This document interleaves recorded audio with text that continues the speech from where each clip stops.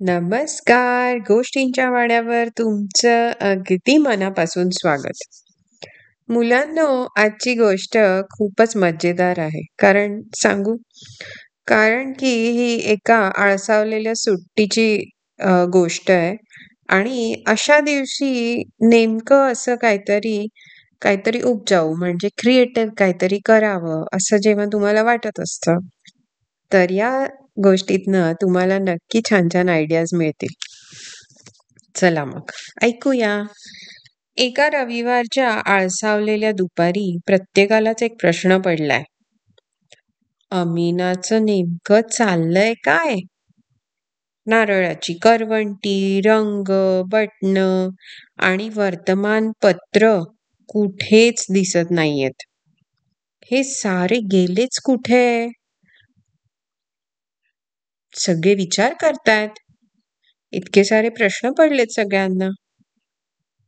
गोष्टीचं नाव आहे अमीनाचं नेमकं चाललंय काय?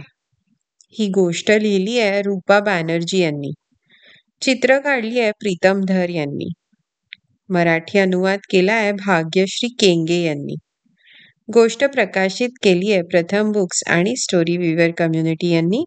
Licence under CC by 4.0 licence. बाबा नारळाची चटणी करतायत.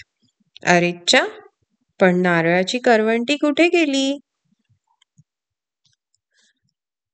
आप्पाला चित्रातलं आकाश रंगवायचंय. अरेच्चा, पण निळा रंग गेला कुठे? ती शोधतेय.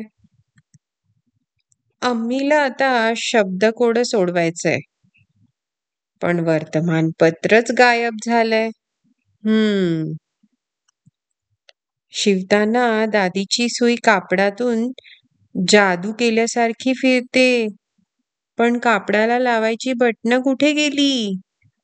अरे रे रे, सगळंच गायब दिसतंय. घरात इतकी शांतता कशी? बाबांनी विचारलं.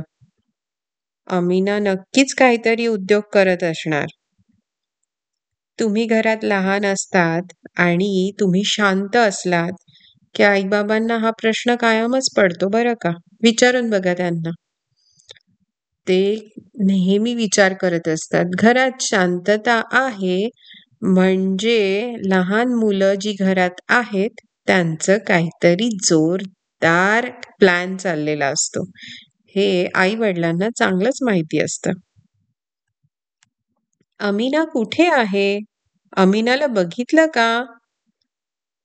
अम्मीने विचारलं. अम्मी म्हणजे अमीनाची आई. अमीना नक्कीच काहीतरी उद्योग करत असणार, दादी म्हणाली. दादी म्हणजे आजी. मी परग्रहवासी तयार करते आहे. अमीना हसत हसत म्हणाली. अच्छा, तर तू हे करत होतीस होय अमीना? आप्पा म्हणाली.